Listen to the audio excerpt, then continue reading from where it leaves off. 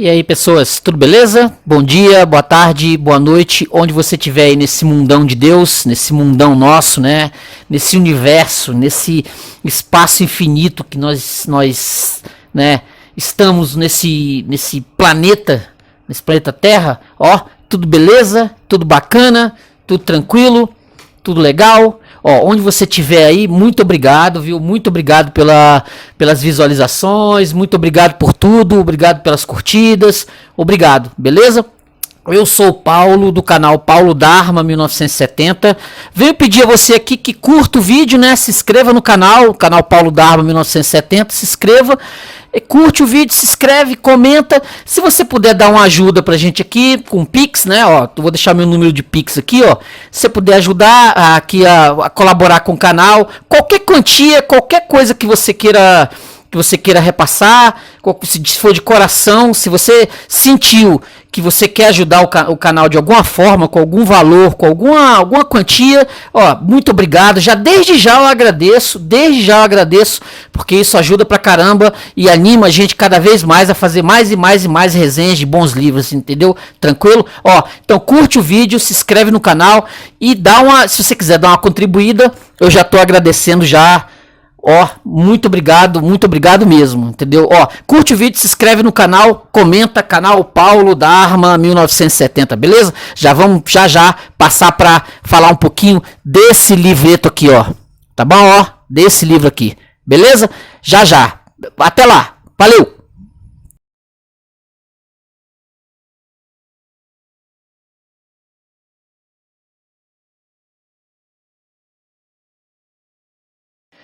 E aí, pessoas, tudo tranquilo? Tudo beleza? Vamos começar nossa resenha desse material aqui do Frédéric Bastiat, A Lei, a Loi, um material francês de 1850, livro de filosofia do direito, filosofia política, um livro que caiu na minha mão assim por acaso, né? Essas coisas assim que eu considero interessantes, né? Como certos livros eles têm o poder de às vezes, né, imantados, eles vêm parar na nossa mão. Assim, se eu procuro, sei lá, o Manifesto Comunista, que é um livro da mesma época disso aqui, 1848, do Marx, do Engels, com certeza eu vou chegar ali na livraria, ali ou no sebo, vai estar lá pelo menos uns 3 ou 4 com várias traduções diferentes. Mas esse aqui, confesso a vocês que nunca me chamou atenção, eu posso ter passado por ele em alguma livraria e não me... Assim, a propaganda não foi feita adequadamente, né? Não veio para mim assim, que eu tenha pego assim para ler, entendeu? Esse material aqui. O Bastiat é um francês, né? Um jornalista, economista, nascido em 1801 e morto em 1850. Antes dele falecer, ele deixou esse panfleto, né? Esse panfletinho aqui para a galera que francesa, depois da Revolução Francesa, 1796, da galera da Revolução Francesa, e o socialismo e o comunismo que estava em voga lá na França desse período aí, 1800 e 1850, quer dizer, já estava, né? Os ideais socialistas, os ideais comunistas já estavam já, bem fortes com a criação da Revolução, com a Revolução Francesa. O socialismo vem a gênese desse socialismo com Rousseau já começa exatamente desse período.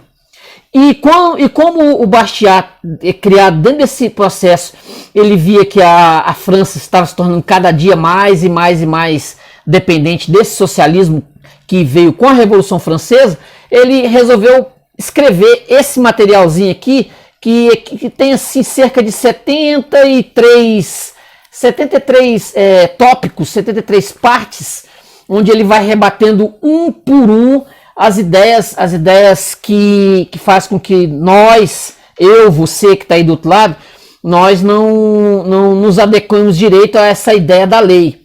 Essa ideia da lei, a lei como princípio básico, a lei de Deus, a lei vinda de Deus e a lei criada pelos homens, os códigos, as regras, o direito e a justiça que era algo que nós tínhamos que obedecer, nós tínhamos que servir essa lei e não fazer como o brasileiro costuma fazer muito, que é usar do jeitinho para dentro dos processos nosso dia a dia, da nossa vida, entendeu? Então o Bastiat, ele vem exatamente sabendo que a coisa estava ficando forte, o próprio comunismo do Marx, o socialismo estava vindo forte dentro desse processo. Aí o que ele faz? Ele compõe esses 73 tópicos para rebater uma por uma as alegações que os socialistas, que estavam já bem fortes, poderosos à época, eles vinham com a ideia de assistencialismo, contra o individualismo, tudo isso que está aí bem na nossa cara, hoje, em 2022.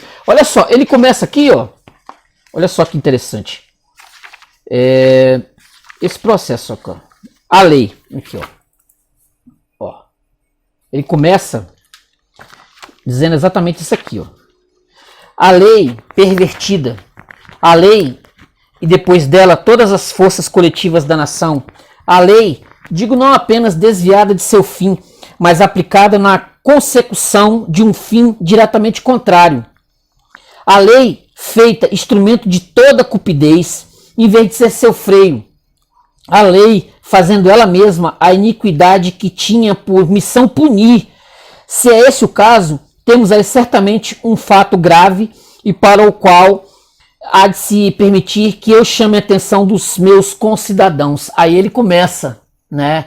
Ele vai rebater todos os filósofos socialistas, todos os homens que vinham pervertendo essa lei, essa justiça que ele considera justiça, que vem perverter com todo tipo de benefício próprio, com tudo aquilo que o ser humano ele costuma usar. Aqui no Brasil isso é muito óbvio, né? O sujeito ele cria as leis para se beneficiar, ele como deputado federal, deputado, vereador, como governador, como presidente, ele vai usar de falsos expedientes para exatamente poder subverter essa lei.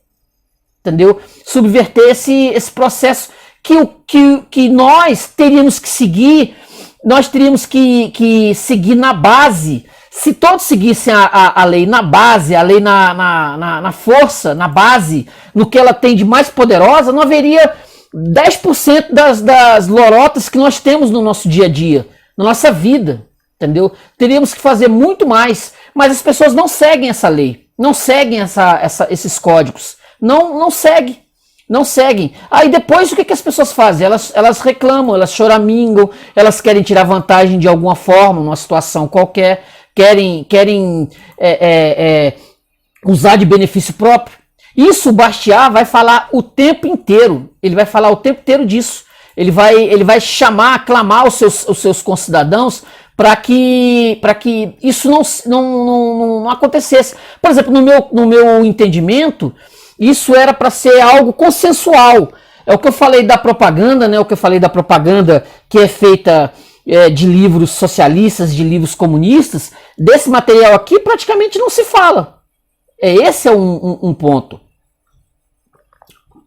Olha só, o primeiro ponto que ele coloca. A vida é um dom de Deus. Recebemos de Deus o dom que para nós inclui todos, a vida física, intelectual e moral. Porém, a vida não se sustenta sozinha.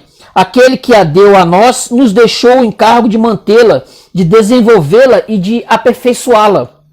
Para isso, Deus nos proveu de um conjunto de faculdades maravilhosas, mergulhou-nos num ambiente de elementos diversos, e pela aplicação das nossas faculdades a esses elementos que se realiza o fenômeno da assimilação, da apropriação, pelo qual a vida percorre o círculo que lhe foi designado. Existência, faculdade, assimilação, em outros termos, personalidade, liberdade, propriedade, eis o homem. É dessas três coisas que se pode dizer, para além de qualquer sutileza demagógica, que são anteriores e superiores a toda legislação humana. Isso está além do que o ser humano do que o ser humano redige aí nos seus códigos e nas suas constituições. Tá além. Deus além, Deus a lei. Isso vai estar no Vegelin também. Deus é a lei, entendeu? Se você segue essa lei, se você segue isso que está além do nosso entendimento, da nossa compreensão, você não faz o errado, você faz o correto, você vive o correto, você vive dentro da conformidade correta. Você não quer subverter, você não quer ser revolucionário, não, porque Deus nos dá isso e isso nós temos, nós seguimos, nós querendo, nós seguimos. O Vegelin fala disso. A própria Bíblia é a lei.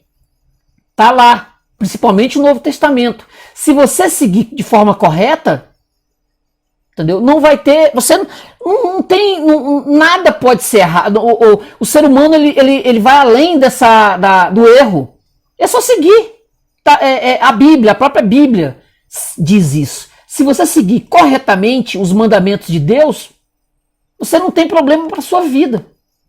Ele continua, da existência, faculdades, assimilação. Em outros termos, personalidades, liberdade, propriedade, eis o homem. É dessas três coisas que se pode dizer, para além de qualquer sutileza demagógica, que são anteriores e superiores a toda a legislação humana. Eu adoro isso, cara. Não é porque os homens promulgaram leis que a personalidade, a liberdade e a propriedade existem. Pelo contrário, é porque a personalidade, a liberdade e a propriedade preexistem que os homens fazem leis. Isso não é lindo? Isso Aqui, no 2, aí ele vai explicar o que é a lei. O que é então a lei? Como eu disse, a Iuris é a organização coletiva do direito individual de legítima defesa. Cada um de nós recebeu de maneira certa da natureza de Deus o direito de defender sua pessoa, sua liberdade, sua propriedade, pois esses são os três elementos constitutivos ou conservadores da vida. Elementos que se completam entre si e que não podem ser compreendidos um sem o outro. Afinal, o que são nossas faculdades, senão um prolongamento da nossa personalidade? E o que é a propriedade, senão um prolongamento das nossas faculdades? A defesa da liberdade, a defesa da propriedade, aquilo que você tem de mais caro, que outro não pode te tomar, outro não pode te afanar, te saquear, né? Você tem de mais, a defesa daquilo que você tem de mais caro, mais robusto, mais forte, mais poderoso, está em você. Aqui, se cada homem tem o direito de defender, mesmo por meio da força, sua pessoa, sua liberdade, sua propriedade, muitos homens têm o direito de consertar-se, de entender-se, de organizar uma força comum para prover regularmente a essa defesa. O direito coletivo tem, portanto, seu princípio, sua razão de ser, sua legitimidade no direito individual. E a força comum racionalmente não pode ter fim e missão diversos das forças isoladas às quais ela substitui. Assim como a força de um indivíduo não pode legitimamente atentar contra a pessoa, a liberdade, a propriedade de outro indivíduo, pelo mesmo motivo, a força comum não pode ser legitimamente aplicada para destruir a pessoa, a liberdade, a propriedade dos indivíduos ou das classes. Essa perversão da força estaria tanto num caso como no outro em contradição com nossas premissas. Quem ousará dizer que a força nos foi dada não para defender nossos direitos, mas para aniquilar os direitos iguais de nossos irmãos? E se isso não vale para cada força individual agindo isoladamente, como valeria para a força coletiva, que é apenas a união organizada das forças isoladas? Portanto, se existe algo evidente, é o seguinte: a lei é a organização do direito natural de legítima defesa. É a substituição das forças individuais pela força coletiva, para agir no círculo onde aqueles têm o direito de agir, para fazer aquilo que elas têm o direito de fazer, para garantir às pessoas as liberdades, as propriedades, para manter cada qual em seu direito, para fazer reinar entre todos a justiça. Para Bastiat, essa é a lei. A lei é a justiça. Aquilo que é justo, aquilo que é certo, aquilo que é correto. Isso é a lei para Bastiat. Entendeu? É isso que é a lei. Aí, na parte 3, ele vai dizer: um governo justo e estável. E caso existisse um povo constituído sobre essa base, me parece nele prevaleceria a ordem tanto nos fatos quanto nas ideias. Aquilo que eu falei. Se tudo está na lei, está na correção, não há motivo para criminalidade, não há motivo para barbárie, para anarquia, entendeu? Não há motivo para confusão, para desordem. Não tem, está na lei. É só seguir. Seguindo a lei, não tem motivo para bagunça, entendeu? Você respeita o outro, você respeita a propriedade do outro, você respeita a fala do outro, naquilo que é mais direito inalienável do outro. A força que o outro... Você vai respeitar aquilo que o outro tem. O direito à liberdade de expressão. Se você defende a liberdade de expressão, você defende realmente a liberdade de expressão, você tem que defender o direito desse indivíduo falar o que ele quiser. E você não vai discordar. Você pode discordar, mas você tem que defender esse direito. Olha lá, ó. Caso existisse um povo constituído, parece-me que esse povo teria um governo mais simples, mais econômico, menos pesado, menos notado, menos responsável, mais justo e, por consequente, o mais sólido que se pode imaginar, qualquer que fosse, aliás, sua forma política. Afinal, sob esse regime, cada um entenderia perfeitamente que tem toda a plenitude de sua existência com E maiúsculo, e também toda a responsabilidade por ela, desde que a pessoa fosse respeitada, o trabalho livre e os frutos do trabalho garantidos contra todo ataque injusto. Ninguém teria nada a discutir com o Estado. Na alegria, é verdade que não agradeceríamos a ele por nossos sucessos, porém na dificuldade, também não colocaríamos nele a culpa por nossos reveses, assim como os camponeses não o culpam pelo granizo ou pela geada. Somente conheceríamos o Estado pelo inestimável benefício da segurança. Podemos também afirmar que, graças à não intervenção do Estado nas questões privadas, as necessidades e as satisfações se desenvolveriam na ordem natural. Jamais veríamos famílias pobres buscando a instrução literária antes de ter pão. Nunca veríamos a cidade povoar-se à custa do campo, ou o campo às custas da cidade. Não veríamos esses grandes deslocamentos de capitais, de trabalho, de população, provocados por medidas legislativas, deslocamentos que tornam tão incerta e tão precárias as fontes mesmas da existência e assim agravam enormemente a responsabilidade dos governos. De novo, né? Era só cumprir a lei. Era só fazer a lei ser cumprida, sem jeitinho. Entendeu? Sem confusão. Aqui na parte 5, a tendência fatal da humanidade. Preservar a si próprio. Desenvolver-se é a aspiração comum de todos os homens, de tal modo que, se cada um desfrutasse do livre exercício de suas faculdades e da livre disposição de seus produtos, o progresso social seria incessante, ininterrupto, infalível, sem precisar viver dando golpinhos, sem dique vigaristinhas, entendeu? Passando a perna no outro para poder sobreviver. Usando de expedientes para poder passar em concursos, né? Você ter o seu direito de ter sua propriedade, de ter seu mercado, de ter seu comércio, sem que o Estado te achincalhe, sem que os bancos te roubem. É isso, entendeu? Você fazer as coisas que você quer fazer, entendeu? Você ser livre para fazer o que você acha correto, que é o correto, que é a lei. Somente isso. Não precisa de muito, né? É o que o Bastiat vai colocando. Olha aqui ainda na parte 5, é viver e desenvolver-se quando podem, às custas uns dos outros. Essa não é uma imputação ao acaso, a emanada de um espírito desolado e pessimista.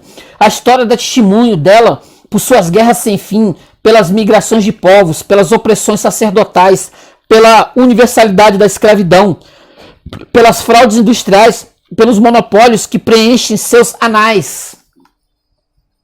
Eu vejo todo santo dia, eu vejo andando por aí, dinheiro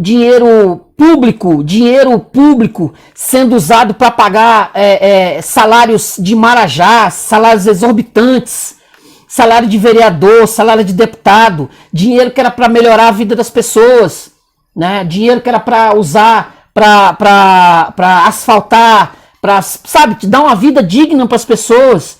Mas não, o dinheiro todo que é arrecadado do seu imposto, por exemplo, é levado todo para pagamento de salário, de funcionário público, entendeu? De presidente, de juiz do Supremo. Quer dizer, os caras que fazem as leis, esse pessoal que é responsável pelas leis, eles mesmos não cumprem. O Estado é corrupto, o Estado é errado, ele te achincalha, ele te rouba. E você, ó, né? Ele continua aqui, ó, no 6, propriedade e expoliação. Ó, porém, no mais das vezes, a lei é feita por um homem ou por uma classe de homens. E como não pode existir lei sem sanção, sem o apoio de uma força preponderante, ela não pode não colocar definitivamente essa força nas mãos daqueles que legiferam. Percebe-se como, em vez de ser um freio para a injustiça, ela se torna um instrumento dela, o mais invencível instrumento de injustiça. Percebe-se como, dependendo da força do legislador, ela destrói, em benefício próprio e em diversos graus, no resto dos homens, a personalidade por meio da escravidão, a liberdade por meio da opressão, a propriedade por meio da expoliação. Isso se vê o tempo todo num país injusto como o Brasil, né? Injusto como o Brasil, que as pessoas fazem qualquer coisa para sobreviver. Elas fazem qualquer negócio para sobreviver. Puxar tapete do outro, né? Usar de jeitinho, como eu falei, né? Quer dizer, as pessoas, elas precisam sobreviver. Aí o que elas fazem? Elas usam dos expedientes mais, né? Se possível, mata o outro para obter algum benefício. O Estado usando de dinheiro público para fazer assistencialismo o tempo todo, em vez de esclarecer as pessoas. O Estado dizendo a você, o Estado é papai, né? Dizendo você é um adulto, ele te dizendo que você tem que fazer. Isso a gente vê o tempo todo, te obrigando a usar de certos expedientes que você, como ser humano, você tinha que ter sua liberdade. E o Estado simplesmente ele te obriga a fazer as coisas.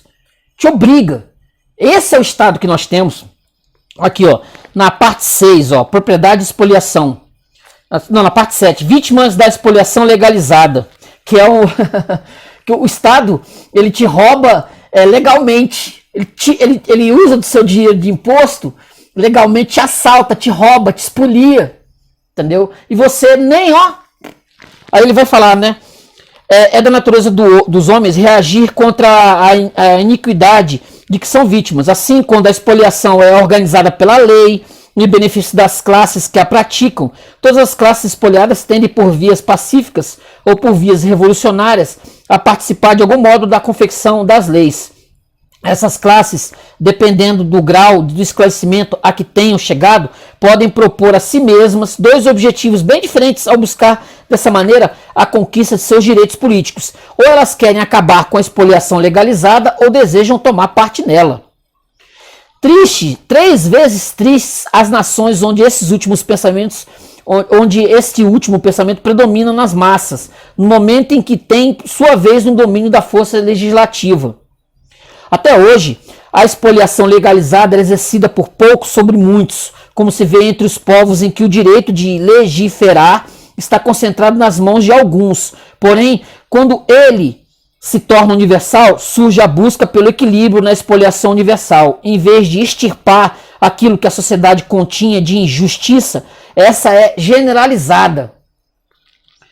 Assim que as classes despossuídas recuperam seus direitos políticos, seu primeiro pensamento não é libertar-se da expoliação. Isso suporia nelas um esclarecimento que não podem ter, mas organizar contra as outras classes em detrimento próprio um sistema de represálias, assim como fosse necessário que antes da chegada do reino da justiça, uma cruel retribuição viesse golpear todos, uns por causa de sua iniquidade, outros por causa da ignorância. Quanto menos o Estado te quer na ignorância, quanto mais o Estado, né, faz de tudo para que você não tenha conhecimento das coisas, quanto mais ele te tapeia, quanto mais ele te expolia, te rouba, você não tem conhecimento, você não sabe, e ele vai, né? Isso vai passando de geração em geração. Por exemplo, o Estado brasileiro é um Estado horrível, pavoroso. Eu tô aqui há 50 anos, assim, nunca tentei de usar de jeitinho para chegar em certos processos, usar de amizade, né, para usar de amizade para obter alguma vantagem. Você não chega a lugar nenhum. Você não chega a lugar nenhum. Aqui, se você não tiver um compadrio, você não chega a lugar nenhum. Você vai ficar sempre parado lá na esquina, parado debaixo do poste, lá, parado. Você não é ninguém. Por exemplo, eu uso como exemplo figuras ilustres como o Lula, ou como o Bolsonaro, no caso. Vivendo a vida inteira de política, vivendo a vida inteira de dinheiro público. Entendeu? Por exemplo, o Bolsonaro, ele estava no exército, do exército passou para política, e de lá praticamente não saiu mais. Não saiu mais, vivendo de dinheiro público. Entendeu? O salário de um presidente da república não é baixo. Os filhos do Bolsonaro também vivem praticamente a vida inteira deles recebendo dinheiro público. Entendeu? O Lula, não vou nem falar, o Lula está aposentado desde 1970 e pouco, recebendo dinheiro de aposentadoria. Você que é lulista, recebendo aposentadoria por conta de um dedo, sem que ele não tem um dedo, e vivendo de dinheiro do partido, que é dinheiro público. O partido vive do dinheiro dos deputados, né, de receber grana de deputado, e também do fundo público também, de dinheiro público também. E é riquíssimo. Riquíssimo. A gente sabe da história de corrupção toda que aconteceu um tempo atrás aí. Isso está aí. Se você quiser revisar as páginas na internet, ou jornais, ou coisa que valha, você vai ver a corrupção graçando. Entendeu? Eu não vou dizer que o Bolsonaro é santo, não. Mas vive de dinheiro público. É político. Os filhos todos na política. Entendeu? Desde que começaram a vida deles, é isso que os caras têm. Entendeu? Vivendo de política. Vivendo como funcionário público, recebendo altos salários, tendo muita mordomia. Esse dinheiro que esse pessoal recebe, onde eu chego e falo, para mim, essas pessoas elas tinham que receber um saláriozinho base, tipo um síndico de condomínio, entendeu? Eu queria ver se esse pessoal faria essa força toda para, a não ser que tivesse no sangue mesmo, na alma, né, ser um funcionário público, um legislador, né, mas não, a gente vê essas pessoas se locupletando no poder, né, porque é muito dinheiro. No Brasil, o dinheiro de imposto é repassado o tempo todo para esse pessoal. Há uma diferença óbvia na Europa, que é até um clichê, né, que o pessoal costuma dizer lá, que os legisladores lá, o pessoal que trabalha... por exemplo, como primeiro-ministro, esse pessoal, a Margaret Thatcher, viviam de maneira modesta, pegam trem, metrô. Você vê o luxo e a riqueza que esse pessoal anda. Você nunca parou para pensar nisso? É dinheiro que podia ser usado, dinheiro de imposto, que podia ser usado para consertar, por exemplo, a cidade de Brasília, que é um lixo. A cidade de Brasília é um lixo. É um lixo, uma cidade mal cuidada. Por quê? Porque são altos salários, né? Desde o professor, que é o menorzinho, salário base, né? Imagina a Câmara Legislativa de Brasília, que é uma excrescência, que eu nunca entendi. Por que Brasília tem Câmara Legislativa? Se você souber, me explica. Talvez eu vá entender. Deputado distrital, né, ganham altíssimos salários. O governador, altíssimo salário. E aí a cidade é um lixo. Se você for na Europa, você vai ver o dinheiro público sendo bem administrado. Tem seus rolos, sua corrupção? Tem. Mas é melhor administrado do que, por exemplo, no Brasil. Porque o dinheiro todo que é arrecadado no suor e sacrifício das pessoas vai parar na conta de algum funcionário público. Que é um serviço horrível. Horrível. Horrível. Não me convence que o serviço público no Brasil é uma beleza. Não é. Trabalham, na maioria dos casos, trabalham pouco e recebem muito. Tá? Não tem sentido, não tem cabimento. Aqui na parte 8, ó. Resultado da expoliação legalizada. A primeira é apagar nas consciências a noção do justo e do injusto. Sociedade nenhuma pode existir se nela não reina em algum grau o respeito pelas leis. Porém, o mais seguro para que as leis sejam respeitadas é que elas sejam respeitáveis. Quando a lei e a moral estão em contradição, o cidadão se encontra na cruel alternativa de ou perder a noção de moral ou perder o respeito pela lei. Dois infortúnios tão grandes que é difícil escolher entre um e outro. No Brasil, as pessoas não respeitam lei nenhuma. Não respeitam lei nenhuma. Nenhuma. As pessoas têm, né, um exército de automóveis, elas param onde elas querem, elas fazem o que elas querem. As multas, o Estado já vai lá e arranca, né, em multa, para pagar também em funcionalismo público também, com esse dinheiro de multa. Eu estou dando alguns exemplos. Você sabe, você que é brasileiro, você sabe exatamente como a coisa funciona. Você não é trouxa, você sabe como é que a coisa funciona. Assim, ó. Aí eu vou pular aqui para a parte 12. Olha só. Aí ele tá, quem julgará a razão para restringir o voto, o destino dos não conformistas, na 12 aqui, ó. A solução está em restringir a função da lei. De fato, se a lei se limitar a fazer respeitar todas as pessoas, todas as liberdades, todas as propriedades, se ela fosse apenas isso aqui para mim é a base. Para mim isso aqui é a base desse material aqui. Essa 12 aqui, ó. De fato, se a lei se limitasse a fazer respeitar todas as pessoas, todas as liberdades, todas as propriedades, se ela fosse apenas a organização do direito individual de legítima defesa, o obstáculo, o freio, o castigo contraposto a todas as opressões, a todas as expoliações, alguém crê que discutiríamos muito entre cidadãos o sufrágio mais ou menos universal? Alguém crê que ele colocaria em risco o maior dos bens, a paz pública? Alguém crê que as classes excluídas não esperariam pacificamente sua vez? Alguém crê que as classes admitidas seriam tão ansiosas assim de seu privilégio? E não, é claro, que sendo um interesse idêntico, e não é claro que sendo interesse idêntico e comum, uns agiriam sem grande inconveniente pelos outros? Aquilo que eu tinha falado. Se a lei fosse respeitada, entendeu? Não haveria só aconteceria um ou outro caso de um psicótico, coisa que valha, mas a gente viveria num mundo perfeito. Precisaria muito. Viveria num mundo perfeito, né? Se respeitássemos a lei, coisa que não fazemos. Olha lá, ó, 13. A ideia fatal de expoliação legalizada. Porém, venha esse princípio funesto a introduzir-se e que a título de organização, de regulamentação, de proteção, de incentivo, a lei possa tirar de uns para dar a outros. Pegar da riqueza adquirida por todas as classes para aumentar a de uma classe, seja dos agricultores, a dos manufatureiros, dos comerciantes, dos armadores, dos artistas, dos atores. Aqui no Brasil é Lei Rouanet, o dinheiro do imposto para financiar artista, para dar dinheiro para cantor rico ainda por cima. Certamente nesse caso não haverá classe que não pretenda, com razão, colocar também ela a mão na lei, que não reivindique com furor seu direito de eleição e de elegibilidade, que não prefira abalar a sociedade a não obtê-lo.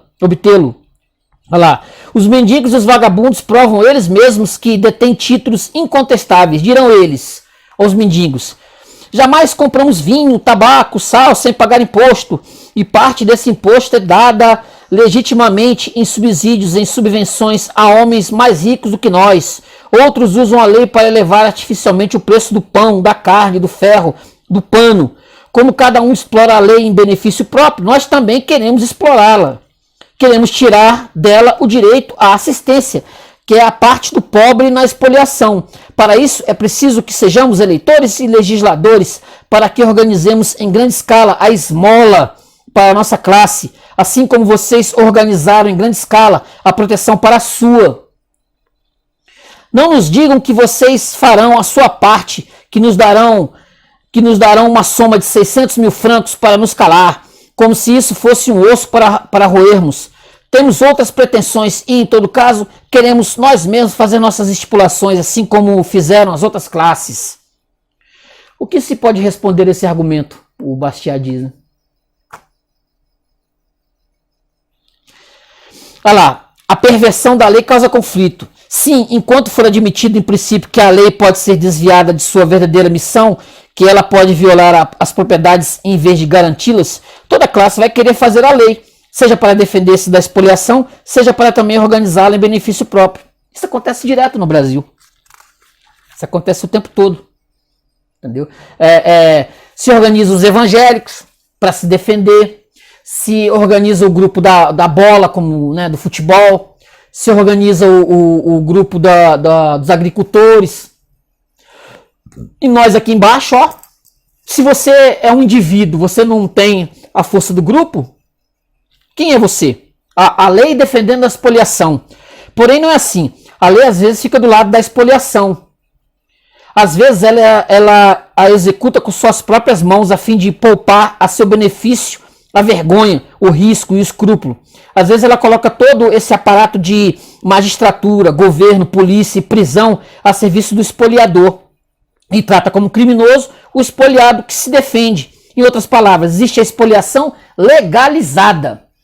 O Estado, você compra um imóvel, aí você todo feliz porque você tem um imóvel, né, bonitinho, poxa, finalmente consegui minha casa própria. Aí depois você vai perceber que o Estado, ele tá te roubando, assim, o Estado parece que ele fez, né, ele veio e, poxa, vamos dar a casa própria. Aí você vai ler nas entrelinhas os juros que você paga, exorbitantes, são juros escorchantes, que fazem com que o indivíduo ele tem que devolver sua casa, né, ele não consegue pagar, ele devolve sua casa, a sua residência, ele devolve. O Estado toma aquela casa, ele vende em leilão, né? Ele lucrou antes quando você estava pagando, né? Pagando com dificuldade, ele ainda lucra quando te toma seu imóvel, né? Porque são juros exorbitantes, te toma esse imóvel e depois ele ainda vende para um outro indivíduo que está lá só esperando, que ele vai pagar só aquela diferença que você não pôde pagar. Olha que beleza. Isso é o Estado. Isso é o universo da qual estamos aqui, ó. Estamos aqui, inseridos. Né? Olha lá. Como identificar a expoliação legalizada? 18.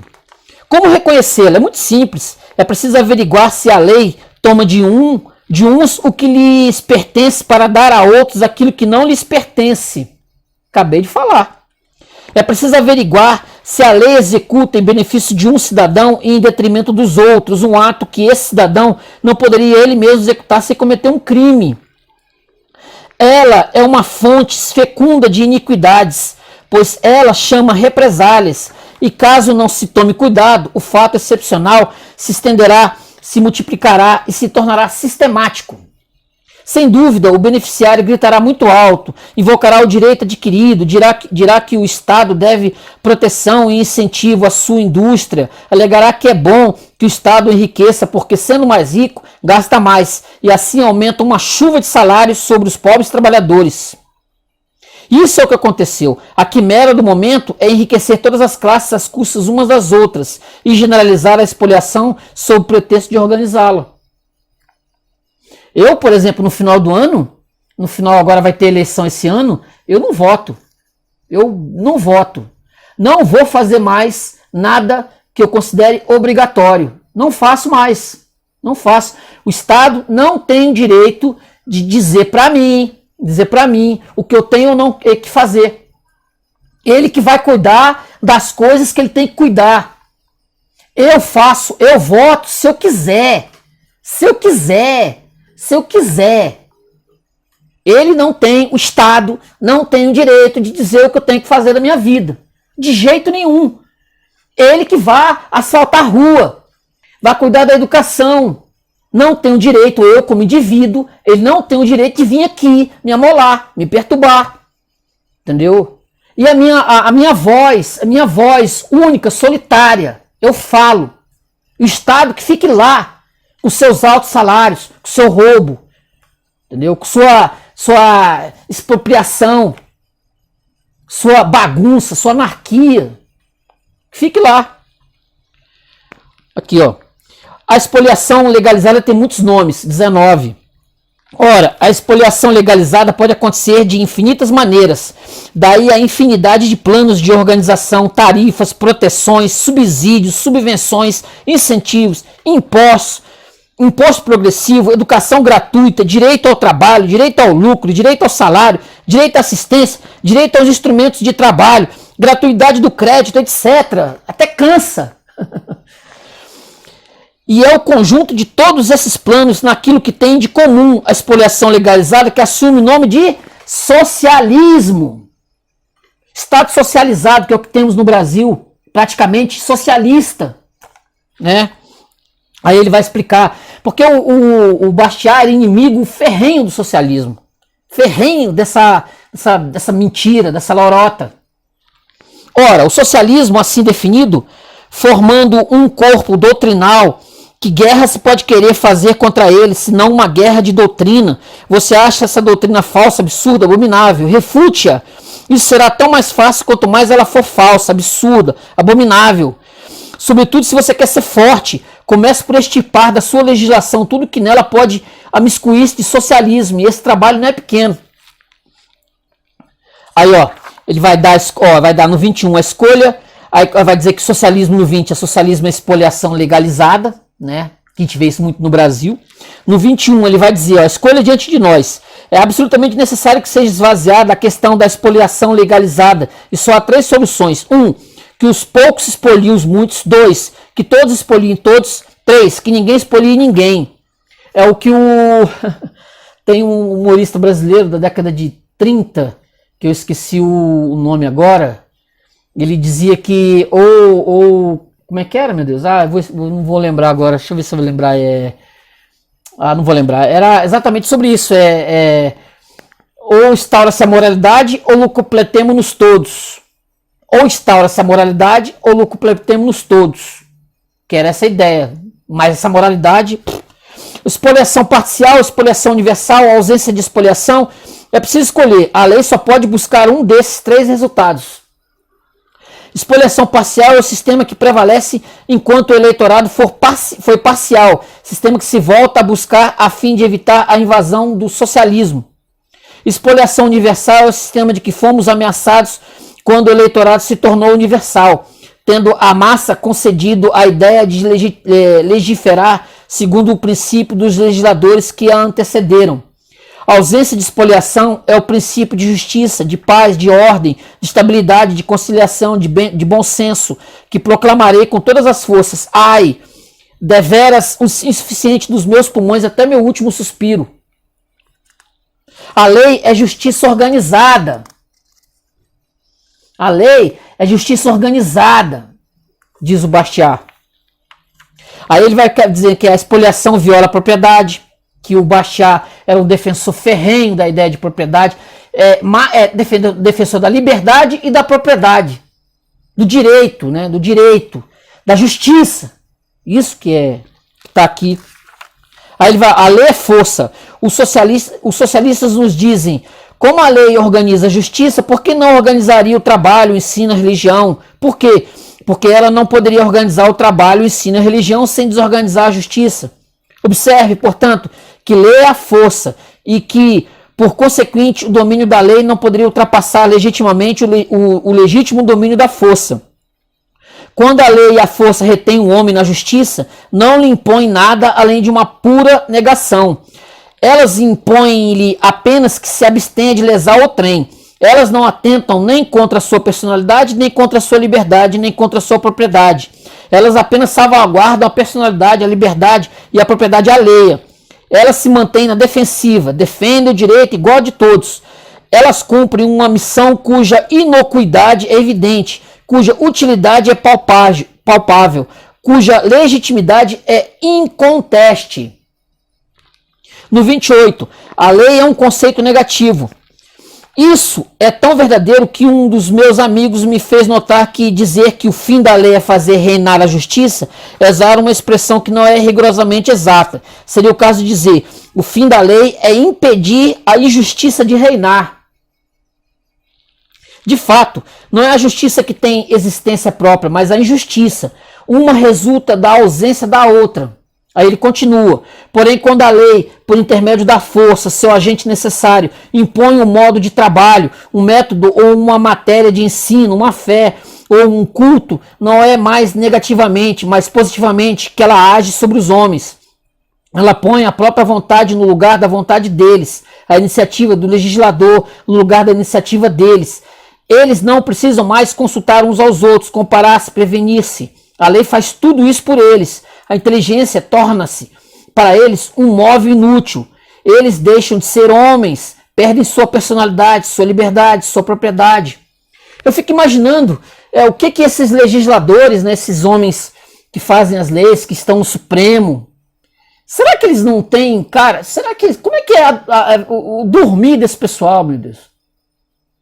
Como é que é o dormir desse povo, gente? Né? Seguindo a Constituição. Aí vai falar da lei da caridade, a lei da educação, a lei da moralidade. Uma confusão de termos. O socialismo, assim como a antiga política do qual emana, confunde governo e sociedade.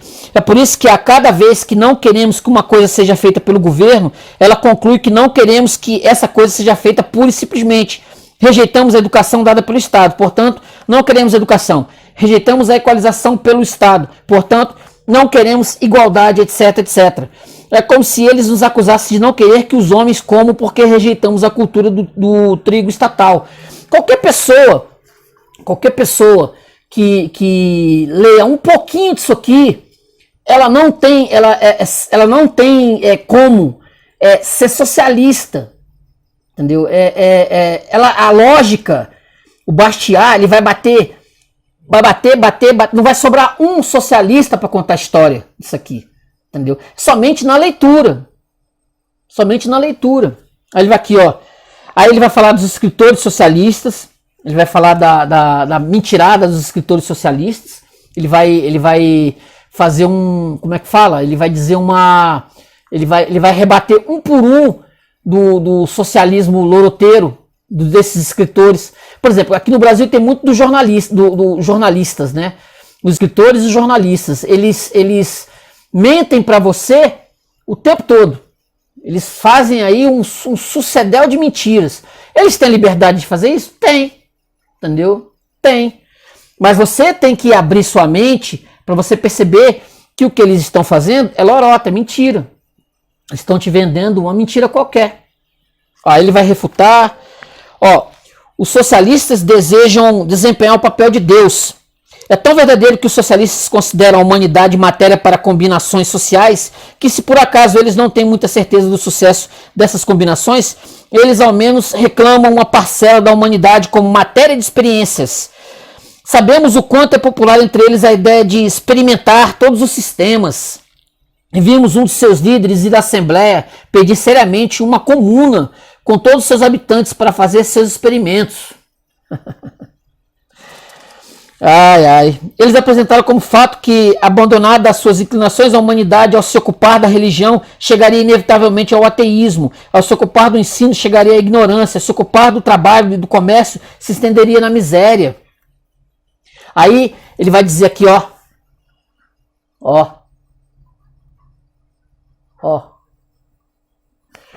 os socialistas desprezam a humanidade. Você não vai cair nessa lorota. né? Os socialistas desprezam a humanidade, o ser humano, desprezam tudo que é lei, desprezam as coisas corretas, as coisas certas. Se você não sabe disso, saiba agora. Entendeu? Aí ele vai bater, ó, aí ele vai aqui, ó, defesa do trabalho como compulsório. Ele vai todos os escritores socialistas, o Bossuet, ó, ele vai falar de todos, né? Ele vai colocar todos os textos dos caras, é extraordinário. Ele vai dizer, ó, Montesquieu, o absurdo dos textos do Montesquieu, ele vai até ironizar. Será que isso é... O Montesquieu fala uma besteira lá, né, no espírito das leis? Ele vai dizer assim, meu Deus, já imaginou isso sendo colocado em prática? Meu Deus! A pessoa isso colocado em prática, onde a gente ia parar?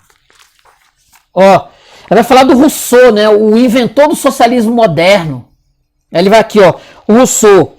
Ainda que esse publicista, autoridade suprema dos democratas, fundamente o edifício social sobre a vontade geral, ninguém admitiu tão completamente quanto ele a hipótese de toda passividade do gênero humano em face do legislador. Aí ele vai rebater, né? Se é verdade que um grande príncipe é um homem raro e um grande legislador, se é verdade que um grande príncipe é um grande homem raro e um grande legislador, o primeiro precisa apenas seguir o modelo que o outro deve propor. Este é o mecanismo que inventa a máquina. Aquele é apenas o operário que a monta e a faz funcionar. E o que são os homens disso tudo? A máquina que é montada, que funciona, ou melhor, a matéria bruta de que a máquina é feita. Esses caras desprezam o ser humano, a humanidade. Você precisa de alguém superior, precisa de um líder. Precisa de um homem, um guiador, como é que é, o guia dos povos, a sabedoria. Precisa de um Lula, precisa até de um Bolsonaro. Precisa de um homem, aquele que vai nos guiar, aquele que vai ter a palavra final. Nós somos apenas mecanismos nessa engrenagem. Nós somos mecanismos nessa engrenagem, nós não somos nada. Porque para um socialista precisa desse líder, precisa do Stalin, né? Um Lenin, o guia geral dos povos, que vai nos conduzir ao futuro. Sendo que você é autossuficiente, você é um ser humano extraordinário, maravilhoso, você não precisaria de um guia, entendeu? Você precisa ter Deus no seu coração, Deus aqui no coração, ó. Só com Deus e mais nada, entendeu? Mais nada. Olha lá. Por mais que a admiração vulgar exclame, é Montesquieu, portanto é magnífico, é sublime, teria a coragem da minha opinião de dizer, o quê? Você tem a audácia de achar isso bonito? Umas aberrações aqui do Montesquieu. Mas é assustador, abominável. E esses trechos que eu poderia multiplicar mostram que nas ideias de Montesquieu, as pessoas, as liberdades, as propriedades e a humanidade inteira não passam de materiais feitos para o exercício da sagacidade do legislador, do super-homem, do Ubermensch, né? Aí ele vai falar aqui, rapaz, ele vai acabar com esse Rousseau, meu Deus do céu. Aí essa ideia do ser humano se agarrar aquilo que os antigos, né, os gregos, os romanos, ele vai fazer duras críticas a isso, que os romanos, os gregos, atentar. Qual é a ideia de democracia desse pessoal, né, do imperador romano? Olha lá, ó. Aqui ele vai falar muito disso. Os socialistas querem o conformismo forçado, no 44. Os legisladores desejam moldar a humanidade. Olha lá, Rainal, o clima, isso é o céu e o solo, é a primeira regra do legislador. Seus recursos ditam-lhe seus deveres. É primeiro sua posição local que ele deve consultar. Um povo lançado em litorais marítimos terá leis relativas à navegação. Se a colônia existe no interior, o legislador deve prever seu gênero e seu grau de fecundidade. É o tal do Rainal. Aí ele vai desmontar isso aqui, gente. Olha lá, os legisladores disseram como dirigir os homens. Não temos a impressão de estar ouvindo um professor de agricultura dizer a seus alunos: o clima é a primeira regra do agricultor, seus recursos ditam-lhe seus deveres. O que ele deve consultar primeiro é sua posição local, se está em solo. Aí vai o líder, né, que vai dizer: um líder, uma ditadura temporária, o tal do Mably, que é um sacerdote jesuíta, vai pedir uma ditadura. Os socialistas querem a igualdade de riqueza. A imparcialidade das leis consiste em duas coisas: em estabelecer a igualdade na fortuna e na dignidade dos cidadãos. O que você tem, o que você produziu, tem que ser repartido com os outros. Os erros dos escritores socialistas. Aí ele vai falar que no século XVII e XVIII, cheio desses escritores querendo moldar o ser humano. Ele até vai fazer uma meia-culpa aqui. Ele vai dizer que ele pode ser criticado até por isso também. Ele aqui nesse texto, também por dizer ao ser humano o que o ser humano tem que fazer. Mas diante de tantas coisas, diante de tantos horrores, ele julgou também, não falou, cara, vou deixar o meu também. Vou deixar o meu também aqui, porque tá demais. O Manifesto Comunista tinha acabado de ser publicado, gente. Entendeu? E a gente sabe o que assim, se você for atrás para estudar, você vai ver o que foi o século XIX. Aí o que é a liberdade? Aí ele vai explicar, para que um povo seja livre, é indispensável que os indivíduos que o compõem tenham previdência, prudência e aquela confiança uns nos outros, que nasce da segurança. Confiar no outro. Nós não temos confiança no outro. Você sempre acha que o outro vai te passar a perna, de alguma forma. Aí vai falar da tirania filantrópica dos grandes líderes da Revolução Francesa, Saint-Just, Robespierre, Billaud Varenne. Os socialistas querem ditadura, a arrogância ditatorial. Então, assim, Napoleão queria uma humanidade passiva, o círculo vicioso do socialismo. Ele vai destruir, destrinchar tudo isso aqui. Para eu não me estender mais do que já me estendi, eu vou fazer uma leitura dos últimos 2 pontos, que é o que define o Bastiat no meu modo na minha leitura, porque a primeira vez que eu fiz a leitura disso aqui, eu fiquei espantado, primeiro de não conhecer, né? De não conhecer. Olha só, a paixão do mando, 72. É preciso dizer, há no mundo um excesso de grandes homens demais no mundo. Há um excesso de legisladores, de organizadores, de instituidores de sociedade, de guias dos povos, de pais de nações, etc. Gente demais se coloca acima da humanidade para governá-la. Gente demais se ocupa de se ocupar dela. Dir-me-ão, você que está falando faz exatamente isso. É verdade, mas convir-se-á que é no sentido e desde um ponto de vista muito diferente, e se me misturo aos reformadores, é unicamente para fazê-los deixar a humanidade em paz. Eu me ocupo dela, não como um qualquer aí, o Val Carlson, de seu autômato, um criador de robozinho no século XIX, mas como um fisiologista do organismo humano, para estudá-lo e admirá-lo. Eu me ocupo dela com o mesmo espírito que animava um cérebro viajante. Ele chegou a uma tribo selvagem. Uma criança tinha acabado de nascer e uma multidão de adivinhos, de feiticeiros, de curandeiros o cercavam, armados de anéis, de agulhas, de correntes. Um dizia, essa criança jamais sentirá o cheiro de um cachimbo, se eu não alongar suas narinas. O outro, será privado do sentido da audição, se eu não fizer suas orelhas descerem até os ombros. Um terceiro, não verá a luz do sol, se eu não der a seus olhos uma direção oblíqua. Um quarto, ele nunca ficará de pé se eu não curvar suas pernas. Um quinto, ele não vai pensar se eu não comprimir seu cérebro para trás, diz o viajante. Deus faz bem aquilo que faz. Não pretendam saber mais do que ele. E como ele deu órgãos a essa frágil criatura, deixe esses órgãos desenvolver-se, fortificar-se pelo exercício, pela tentativa, pela experiência e pela liberdade. Aí ele fecha o 73. Deixe-nos agora experimentar a liberdade. Deus também colocou na humanidade tudo aquilo que é necessário para que ela realize seus destinos. Existe uma fisiologia social providencial, assim como há uma fisiologia humana providencial.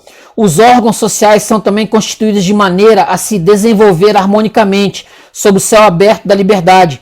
Afastem-se, portanto, curandeiros e organizadores. Afastem-se seus anéis, suas correntes, suas agulhas, suas tenazes.